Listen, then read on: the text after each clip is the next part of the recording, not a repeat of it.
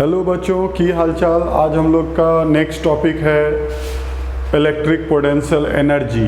ठीक है, तो इलेक्ट्रिक पोटेंशियल एनर्जी को शुरुआत करते हैं, लेकिन सबसे पहले आपको ये जानना होगा कि आप 11th क्लास में भी पढ़े होंगे ग्रेविटेशनल पोटेंशियल एनर्जी के बारे में।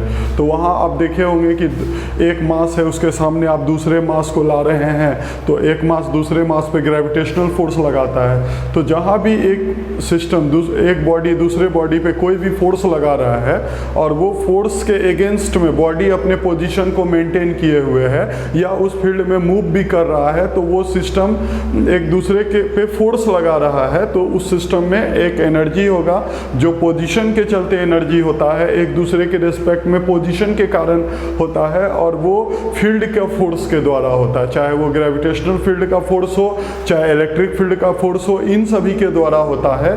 तो उसको हम लोग बोलते हैं वहाँ पे मास के चलते होता था तो उसको ग्रेविटेशनल पोटेंशियल एनर्जी बोलेंगे।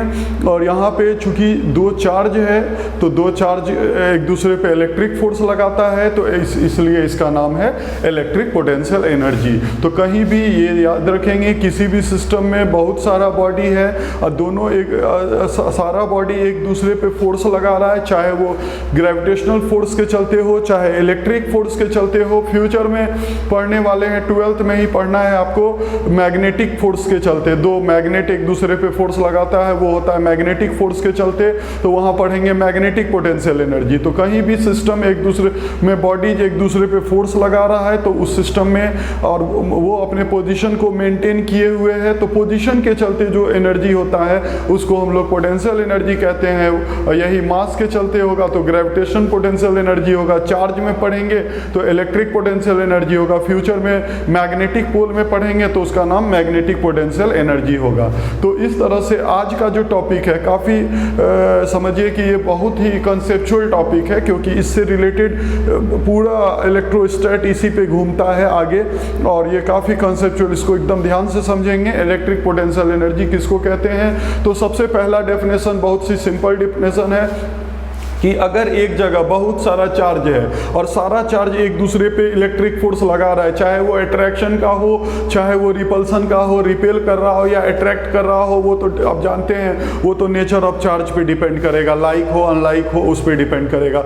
लेकिन हमको मतलब है कि बस इलेक्ट्रिक फोर्स एक दूसरे पे लगा रहा है, तो उस कंडीशन में उस सिस्टम में जो एनर्जी होगा म्यूचुअल इंटरेक्शन इलेक्ट्रिक फोर्स के कारण जो एनर्जी होगा उसको हम लोग इलेक्ट्रिक पोटेंशियल एनर्जी कहेंगे। उसी पे ये डेफिनेशन को आपको ध्यान रखना है। Energy possesses by system of charges due to mutual interaction electric forces on each other is known as electric potential energy. उसको हम लोग इलेक्ट्रिक पोटेंशियल एनर्जी कहते हैं कि कहीं भी सिस्टम ऑफ चार्जेज है, सब एक दूसरे पे म्यूचुअल इंटरेक्शन फोर्स लगा रहा है, उसके चलते जो एनर्जी होगा उसको आप इलेक्ट्रिक पोटेंशियल एनर्जी कहेंगे।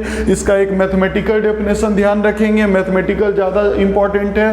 Work done to take any charge, किसी भी चार्ज को कहां से लाना है? फ्रॉम इन्फिनिटी, इन्फिनिटी से लाना है। आप मान के चलेंगे कि अगर एक चार्ज से दूसरा चार्ज इन्फिनाइट डिस्टेंस पे है तो दोनों एक दूसरे पे कोई फोर्स नहीं लगा रहा है, दोनों के बीच में mutual interaction electric force nearly zero है, किसी तरह का फोर्स नहीं है। इन्फिनिटी का यही मतलब होता है कि एक का फील्ड दूसरे तक नहीं पहुंच पा रहा है या उसका फील्ड यहां तक नहीं पहुंच पा रहा है। उस कंडीशन में आप पोटेंशियल एनर्जी सिस्टम का जीरो मानेंगे, तो कभी भी रेफरेंस आप इन्फिनिटी को लेंगे।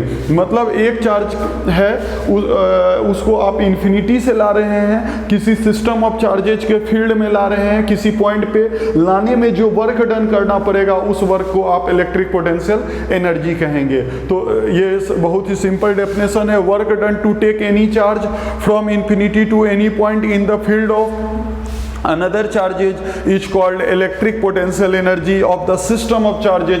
कभी भी पोटेंशियल एनर्जी एक सिस्टम में होता है, इंडिविजुअल एक चार्ज का नहीं होता है। मिनिमम दो चार्ज, ये इस पे फोर्स लगाएगा, ये इस पे, तीन भी हो सकता है, सब एक दूसरे पे लगाएगा, ये इस पे ये इस पे। तो कभी भी सिस्टम ऑफ चार्ज जो पोटेंशियल एनर्जी होता है वो सिस्टम ऑफ चार्ज में स्टोर होता है। अब बाकी तो आप जान रहे हैं एनर्जी है तो स्केलर क्वांटिटी होगा, यू से डिनोट किया जाता है, ऐसा यूनिट जूल होता है, जो एनर्जी का ऐसा यूनिट होता है वही इलेक्ट्रिक पोटेंशियल एनर्जी का होगा।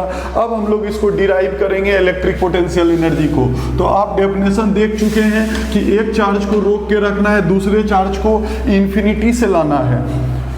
एक चार्ज को अभी हम फिलहाल टू चार्जेस सिस्टम का पोटेंशियल एनर्जी निकाल रहे हैं। Electric potential energy of two charges system, ठीक है। पहले हम दो चार्ज का सिस्टम का पोटेंशियल एनर्जी फाइंड कर रहे हैं। देखिए दो चार्ज, एक चार्ज हम Q1 ले लेते हैं और दूसरा चार्ज जो है वो यहाँ पे सपोज अभी यहाँ पे है, सपोज ये R1 डिस्टेंस पे है, ठीक है। तो फिलहाल अभी हम लोग इसको R1 ले रहे हैं। इनिशियल जो लिमिट है अभी इनिशियली R1 डिस्टेंस पे है। कौन? आपको एक को फिक्स रखना है। हम Q1 को फिक्स कर लेते हैं, एक जगह रोक लेते हैं और Q2 को अभी R1 डिस्टेंस से R2 डिस्टेंस पे ले जा रहे हैं। लास्ट में हम लोग को इन्फिनिटी से जोड़ेंगे, R1 से R2 पे ले जा रहे हैं। अभी R1 पे था और मूव करा के R2 पे ले जाना है और किसी भी रास्ते से ले जाते हैं, क्योंकि आप जानते हैं कि इलेक्ट्रिक फोर्स कंजर्वेटिव नेचर का फोर्स है। उस कंजर्वेटिव फोर्स को पाथ से मतलब नहीं होता है, उसको सीधे डिस्प्लेसमेंट से मतलब होता है। आप सीधे ले जाइए, घुमा के ले जाइए, कैसे भी ले जाइए, वर्क डन का वैल्यू सेम आएगा। अभी थोड़ा देर के तो ये R1 है, ये R2 है। थोड़ा देर के लिए मान लेते हैं कि Q2 अभी यहाँ पे है, बीच में किसी पॉइंट पे है और ये सपोज मान लीजिए P है और वो डिस्टेंस को हम लोग x एज्यूम कर लेते हैं। ये हमारा डिस्टेंस है x, ठीक है। तो इस अभी ये भी पॉजिटिव नेचर का है और ये भी चार्ज पॉजिटिव नेचर का है। तो अभी किस इंस्टेंट में ये इस पे कितना फोर्स लगाएगा? तो सबसे पहले आप फोर्स देखेंगे, वो फोर्स का नाम कौन सा फोर्स है? इलेक्ट्रिक फोर्स है। किधर लग रहा है? बाहर की तरफ लग रहा है, तो इलेक्ट्रिक फोर्स। और डिस्प्लेसमेंट भी हम P से, डिस्प्लेसमेंट भी P से Q के तरफ, P से Q करा रहे हैं। ये हमारा इलेक्ट्रिक फोर्स है, वो भी उधर है और डिस्प्लेसमेंट dx भी उसी डायरेक्शन में, दोनों एक ही डायरेक्शन में है। तो इस तरह से हमारा हो गया इलेक्ट्रिक फोर्स, वो भी उधर हो गया और ये हमारा dx वो भी उधर हो गया, ठीक है। तो सबसे पहले electric force on Q2 bye Q1, ठीक है, या ड्यू टू Q1 क्या फोर्स लगेगा? तो आप जानते हैं कूलम्स लॉ काफ़ी अच्छे से पढ़ चुके हैं। वहाँ पे फॉर्मूला 1/4πε0 मान के चलते हैं कि एयर या वैक्यूम होगा तो ये ले सकते हैं, अदरवाइज के लेके चलना पड़ेगा। तो 1/4πε0 Q1 Q2 और एट एनी इंस्टेंट किसी क्षण, ठीक है। तो किसी क्षण कितने डिस्टेंस पे आप देख रहे हैं, अभी यहाँ से यहाँ का डिस्टेंस कितना है x, तो यहाँ पे लेंगे x², ठीक है। अब जरा सा डिस्प्लेस कराएंगे dx, work done during displacement dx, ठीक है। तो dw आप जानते हैं वर्क का फॉर्मूला होता है Fs cos थीटा, तो अभी फिलहाल होगा Fe इंटू dx और cos, चूंकि उसी डायरेक्शन में डिस्प्लेस करा रहे हैं, इलेक्ट्रिक फोर्स के द्वारा वर्क डन निकाल रहे हैं, वो भी उधर ही लग रहा है, डिस्प्लेसमेंट dx भी उधर ही है, तो दोनों के बीच का एंगल हो जाएगा यहाँ पे 0 डिग्री। तो उस हिसाब से dw इक्वल टू Fe का वैल्यू रख देंगे। ये इलेक्ट्रिक फोर्स जो हमारा आया है कूलम्स लॉ से, ये फ्रॉम यहाँ पे लिख देंगे, फ्रॉम कूलम्स लॉ, ठीक है। ये आया है, इसको वैल्यू को पुट करेंगे 1/4πε0 Q1 Q2 by x² into dx, cos 0 degree का वैल्यू हो गया 1, ठीक है। इस तरह से हमारा आ गया। इसके बाद बस इंटीग्रेशन करना है। इंटीग्रेशन आपको कहाँ से कहाँ तक करना है? तो इनिशियल लिमिट R1 से फाइनल लिमिट R2 तक। अभी Q1 से कितने डिस्टेंस पे? R1 पे इनिशियल में, और फाइनली ले जाना है कितने डिस्टेंस पे? R2 पे, तो कितना वर्क डन होगा। तो इसलिए अब हम लोग यहाँ के बाद यहाँ इंटीग्रेशन बोथ साइड करेंगे, इंटीग्रेट बोथ साइड। कभी भी आप कोई चीज़ स्मॉल फाइंड कर लेते हैं, छोटा सा वर्क जैसे फाइंड कर लिए, तो उसको अगर बड़ा वर्क निकालना है तो और वेरिएबल है तो उसके बाद आप उसको इंटीग्रेट करेंगे। तो इंटीग्रेशन का जो लिमिट होगा, यहाँ पे इंटीग्रेशन का लिमिट होगा वो रखना होगा, dw है और इस तरफ है 1/4πε0 Q1 Q2 bye x² into dx। तो इस तरह से हमारा यहाँ पे, ठीक है, ये आ गया x। इधर भी इंटीग्रेशन कहाँ से कहाँ तक, फ्रॉम R1 से लेकर R2 तक, ये लिमिट जरूर रखेंगे R1 टू R2। तो जब इसे इंटीग्रेट किया जाएगा तो फाइनली dw का इंटीग्रेशन w हो जाएगा, इसमें कांस्टेंट बाहर आएगा, q1 q2 4 pi epsilon not बाहर आएगा। इंटीग्रेशन आप सिर्फ किसका करेंगे, x पे पावर, देखिए यहाँ 1/x² है, 1/x² इंटू dx, तो ये हो जाएगा x² ऊपर जाएगा, x पे -2 इंटू dx, क्या होगा इंटीग्रेशन, तो x पे -2 + 1 बाई -2 + 1। फॉर्मूला याद रखेंगे, पावर में 1 ऐड करते हैं और उसी बढ़े हुए पावर से नीचे डिवाइड कर देते हैं। तो -2 है तो -2 + 1 बाई -2 + 1, सॉल्व करके ये आएगा x पे -1 डिवाइडेड बाई -1। तो फाइनली जो ये आएगा सॉल्व करके, फाइनली ये आएगा, ये आ जाएगा -1/x, ठीक है। तो यानी कि अब ध्यान रखेंगे आप 1/x² का इंटीग्रेशन क्या आया, x पे -1 को नीचे लाइए, 1/x -1/x, तो इस जगह पे ये हो जाएगा -1/x के इक्वल हो जाएगा, ठीक है। तो इस तरह से, और फ्रॉम R1 से लेकर R2 तक, तो W = Q1 Q2 by 4 pi epsilon not. अब दोनों में लिमिट रखेंगे, एक बार R2 को रखेंगे -1/R2 और एक बार R1 को रखेंगे -1/R1, ठीक है। तो ये हमारा वर्क डन आ गया। तो वर्क डन का फाइनल फार्मूला मेरा आ रहा है, माइनस कॉमन ले लेते हैं, Q1 Q2 by 4 pi epsilon not, minus बाहर कॉमन ले लेते हैं, माइनस ये प्लस हो जाएगा और ये बगल वाला प्लस है तो वो हमारा माइनस हो जाएगा। तो इस तरह से वर्क डन का फॉर्मूला आ गया। मतलब एक चार्ज को आपको एक फिक्स रखना है, दूसरे चार्ज को इन्फिनिटी से, एक मिनट, अभी तो फिलहाल R1 से R2 के लिए एक जनरल फार्मूला निकालें, अब हम लोग उसको इन्फिनिटी से जोड़ेंगे। तो फिलहाल आपका वर्क डन आ गया है, लेकिन आप गौर करेंगे ये जो वर्क डन आया है किसके द्वारा आया है, फील्ड के द्वारा आया है, इलेक्ट्रिक फोर्स के द्वारा आया है। तो हम आपको 11th में भी हमेशा बताते हैं कि कभी भी आप दो चीज का वर्क निकालते हैं, या तो फील्ड का या तो एजेंट का, दोनों में से कोई एक। अगर आप फील्ड का वर्क फाइंड कर रहे हैं तो हमेशा negative of work done change in potential energy के इक्वल होता है। फील्ड के वर्क के लिए उसमें माइनस लगाएंगे तब आएगा चेंज इन पोटेंशियल। और लेकिन एजेंट का वर्क डायरेक्ट निकालते, इसी में एजेंट के थ्रू भी कर सकते थे, एक्सटर्नल एजेंट का वर्क निकालते तो डायरेक्ट जो वर्क होता वो चेंज इन पोटेंशियल एनर्जी के इक्वल हो जाता। लेकिन अभी तो आप फील्ड के थ्रू फाइंड किए, देखिए शुरू से इलेक्ट्रिक फोर्स का वर्क डन फाइंड किए हैं, ठीक है। तो यहाँ पे आपको माइनस लगाना होगा, तब आएगा चेंज इन पोटेंशियल एनर्जी। कब, जब एक R1 से R2 पे आप ले गए तब। तो इस तरह से now change in potential energy, आप ध्यान रखेंगे चेंज इन पोटेंशियल एनर्जी, कभी भी अगर आप फील्ड का वर्क निकाल रहे हैं तो ये होता है negative of work done by, अगर फील्ड का, तो अभी हम लोग फील्ड का ही निकाले हैं, तो उस बेसिस पे जो डेल्टा यू है वो नेगेटिव ऑफ डब्ल्यू के बराबर होगा। बस कंडीशन ये है कि फील्ड का वर्क होना चाहिए। अब डेल्टा यू क्या है, change in potential energy, that means कि ये हो गया हमारा U2 माइनस ये हो गया हमारा U1 और नेगेटिव ऑफ वर्क डन। बस यहाँ माइनस कॉमन ले लिए थे, तो अगर एक माइनस और लगाएंगे तो ये माइनस माइनस क्या हो जाएगा, प्लस, बाकी सब यही रह जाएगा। तो इसलिए जब आप ऐसा करेंगे तो माइनस माइनस ये प्लस हो जाएगा, और फाइनल जो मेरा रिजल्ट है वो Q1 Q2 by 4 pi epsilon not 1/R2 minus 1/R1 के इक्वल होगा। तो इस तरह से जो हमारा है ये फॉर्मूला आ गया, ठीक है।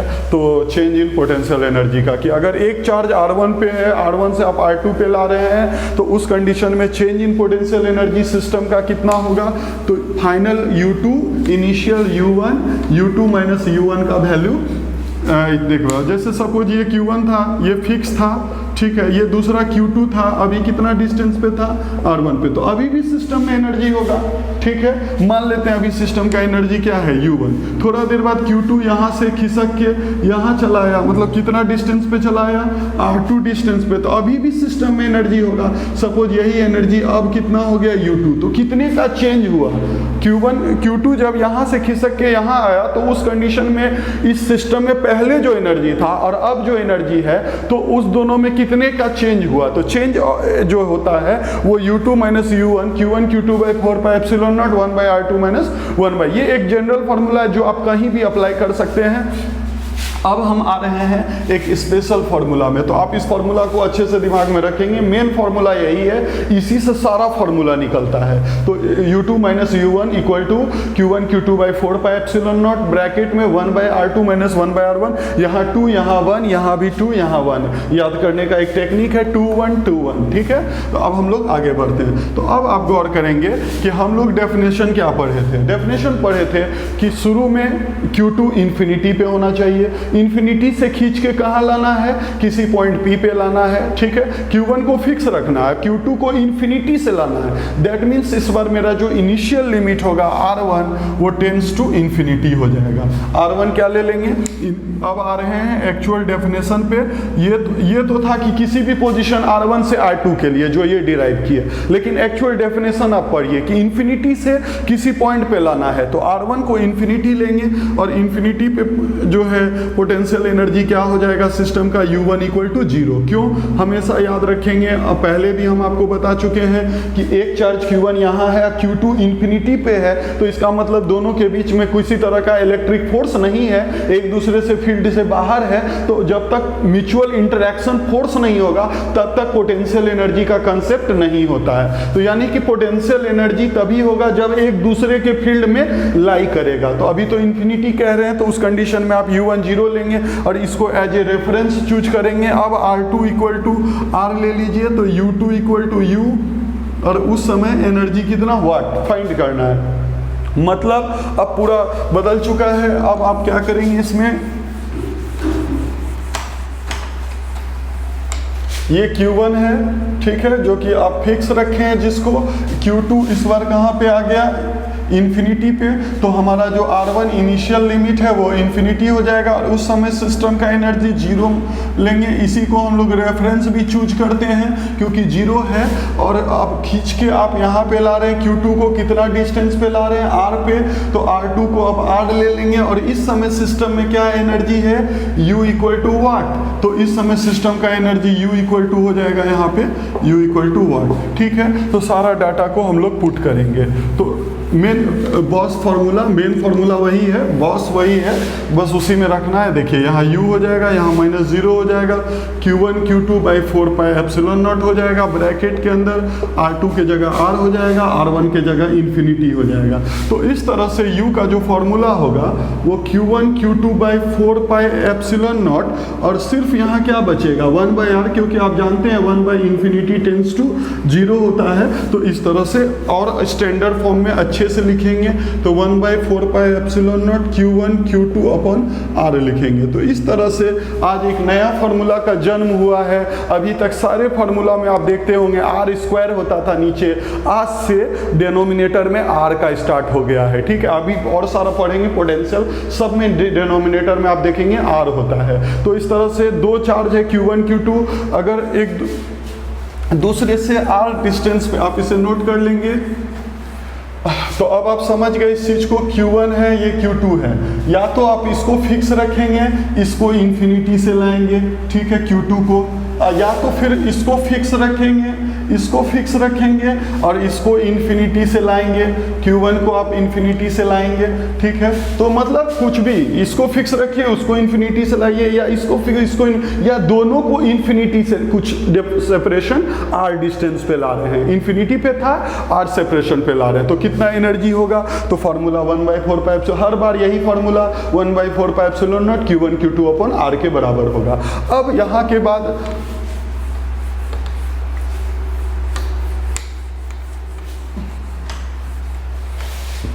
दो केस आप ध्यान रखेंगे। इन केस ऑफ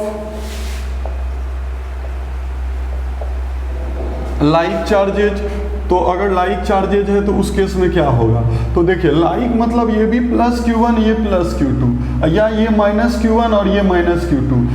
अभी कितने सेपरेशन पे है, R सेपरेशन पे।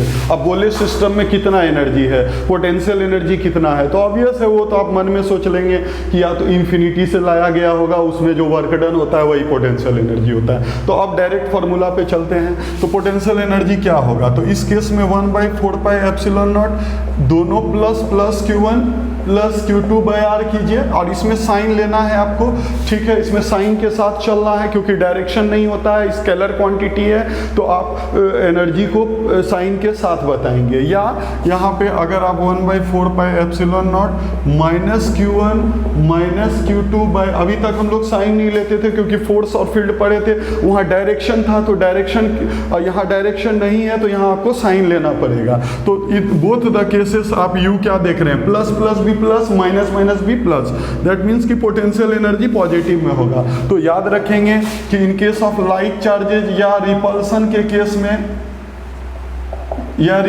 के केस में, जहां दो चार्ज एक दूसरे को रिपेल कर रहा हो, उस कंडीशन में सिस्टम ऑफ चार्जेज का पोटेंशियल एनर्जी पॉजिटिव में होगा, ये ध्यान रखेंगे। और यही केस 2 अगर in case of unlike charges है। अनलाइक चार्जेज आप जानते हैं या अट्रैक्शन करता है, या आप कहेंगे इन केस ऑफ अट्रैक्शन कब होगा, जब एक पॉजिटिव चार्ज है और दूसरा नेगेटिव चार्ज है, दोनों एक दूसरे को क्या कर रहा है, अट्रैक्ट कर रहा है। उस केस में क्या होगा, सिस्टम का पोटेंशियल एनर्जी। तो उस केस में सिस्टम का पोटेंशियल एनर्जी, यहाँ के बाद हम लोग यहाँ पे आ रहे हैं, ठीक है। तो 1/4πε0 plus Q1 -Q2 divided by R, plus minus बताइए क्या होता है, माइनस, तो इस बार आपका एनर्जी नेगेटिव में आ जाएगा। तो Q1 Q2 अपॉन R, आपको साइन साथ में लेना है एनर्जी में, तो यहाँ देख रहे हैं नेगेटिव में आ रहा है, तो U हमारा नेगेटिव में आ जा रहा है, ठीक है। तो याद रखेंगे कि जहाँ भी दुनिया में रिपल्सन हो रहा है, वहाँ सिस्टम का एनर्जी फील्ड के द्वारा रिपल्सन हो रहा है, वहाँ सिस्टम का एनर्जी पॉजिटिव होगा। जहाँ अट्रैक्शन हो रहा है, वहाँ सिस्टम का एनर्जी नेगेटिव में होगा। याद कीजिए, आप 11th में भी पढ़े होंगे कि ग्रेविटेशनल फोर्स अट्रैक्टिव नेचर का होता है, वहाँ पे सिस्टम का एनर्जी हमेशा नेगेटिव में होता था, क्योंकि ग्रेविटेशन फोर्स हमेशा अट्रैक्टिव नेचर का होता है। वहाँ फॉर्मूला होता था -Gm1m2/R, -Gm1m2/R। तो वहाँ सिर्फ ये नेगेटिव वाला होता था। क्यों? क्योंकि मास हमेशा अट्रैक्ट करता है, कभी रिपेल नहीं करता है। लेकिन यहाँ चार्ज पड़ रहे हैं, यहाँ रिपल्सन भी हो सकता है, अट्रैक्शन भी हो सकता है। तो इस केस में एनर्जी पॉजिटिव में भी हो सकता है और नेगेटिव में भी हो सकता है, ठीक है। लाइक रहा तो सिस्टम का एनर्जी प्लस में होगा, पॉजिटिव में होगा पोटेंशियल एनर्जी, और अनलाइक रहा तो नेगेटिव में होगा। अभी तक हम लोग दो चार्ज सिस्टम के बारे में पढ़ रहे थे। आपको बता चुके हैं कि कम से कम दो चार्ज होना चाहिए, तभी एक दूसरे पे म्यूचुअल इंटरेक्शन इलेक्ट्रिक फोर्स लगेगा। दो से ज़्यादा कितना भी ले सकते हैं, तीन है तो तीनों एक दूसरे पे फोर्स लगाएगा। तो अगर कहीं 3 चार्जेस सिस्टम का निकालना हो, अगर 3 चार्ज हो, इस पे एक न्यूमेरिकल भी है जो हम लाएंगे इलेक्ट्रिक पोटेंशियल एनर्जी पे, जो न्यूमेरिकल सीरीज में, तो उसको भी आप लोग अच्छे से देखेंगे। 3 चार्ज सिस्टम है, सपोज मान लीजिए कि यहाँ पे है Q1, यहाँ पे है Q2 और यहाँ पे Q3। सपोज ये 3 चार्ज का सिस्टम है, तो आप जान रहे हैं कि ये भी इस पे म्यूचुअल इंटरेक्शन इन दोनों पे लगा रहा होगा, ये भी इन दोनों पे, ये भी दोनों। जहाँ पे सिस्टम एक दूसरे पे इलेक्ट्रिक फोर्स लगा रहा है और फिर भी बॉडी अपने पोजीशन को बना के रखे हुए है, तो पोजीशन के चलते जो एनर्जी होता है, बचपन से आप पढ़ते आ रहे हैं, energy possessed due to position is known as potential energy. यहाँ चार्ज का बात कर रहे हैं तो इसलिए इसका नाम हो जाएगा इलेक्ट्रिक पोटेंशियल एनर्जी। या आप दूसरे तरह से समझेंगे कि तीनों चार्ज को इन्फिनिटी से लाया जा रहा है, इसको भी इन्फिनिटी से, इसको भी इन्फिनिटी से, तीनों को लाके ट्रायंगल के तीनों कॉर्नर पे सेटअप किया गया है। तो इस सेटअप करने में कितना वर्क डन करना होगा, चाहे वर्क पूछे चाहे पोटेंशियल एनर्जी पूछे, दोनों का एक ही मतलब होता है। चाहे पूछे कि इन्फिनिटी से Q1 Q2 Q3 को लाया गया है, इस ट्रायंगल के तीनों वर्टिसेज पे लाके अरेंज किया गया, अरेंज करने में क्या वर्क होगा, या इस सिस्टम में कितना पोटेंशियल एनर्जी है, दोनों का मतलब एक ही है। तो अब कैसे निकालेंगे, सपोज इन दोनों के बीच का डिस्टेंस r12, इन दोनों का डिस्टेंस r23, इन दोनों का डिस्टेंस r13। अगर सिस्टम में एनर्जी पूछता है U इक्वल टू, तो सबसे पहले आप बाहर में 1/4πε0 ले लेंगे, ठीक है। आप जानते पहले इस सिस्टम का निकालिए, हर पेयर का निकालिए, कै गो पेयर बन रहा है, एक पेयर ये और तीसरा पेयर ये। तो पहला जो हमारा होगा Q1 Q2/r12, दूसरा pair Q2 Q3/r23, with sign लेना है, अगर प्लस है तो प्लस में चार्ज को लेना, माइनस है तो माइनस में। और तीसरा सिस्टम है Q1 Q3/r13। तो इस तरह से सिस्टम ऑफ चार्जेज का हमारा एनर्जी आ जाएगा। जितना पेयर है उसका एनर्जी लेते जाइए, ऐड करते जाइए, और लेकिन विथ साइन लेना है, अगर प्लस में है तो प्लस में, माइनस है तो माइनस में। इस तरह से 3 चार्जेस सिस्टम का एनर्जी आप निकाल सकते हैं। ये डिस्टेंस दिया रहेगा न्यूमेरिकल सीरीज में, उसको हम लोग डिस्कस करेंगे। और सपोज मान लीजिए कहीं पे 4 चार्ज का सिस्टम होता, तो फिर 4 चार्ज से कितना पेयर बनेगा। मान लेते हैं कि आपको 4 चार्जेस सिस्टम देखना है, Q1 Q2 Q3 और एक यहाँ पे ये हमारा है 4 चार्जेज सिस्टम, 4 चार्जेस सिस्टम का एनर्जी। तो इसमें आप देखेंगे कि इस सिस्टम में कितना पेयर बन रहा है, क्योंकि हमारे पास फॉर्मूला एक पेयर के लिए है, 1/4πε0 Q1 Q2/r। तो आप देखेंगे कितना पेयर बन रहा है।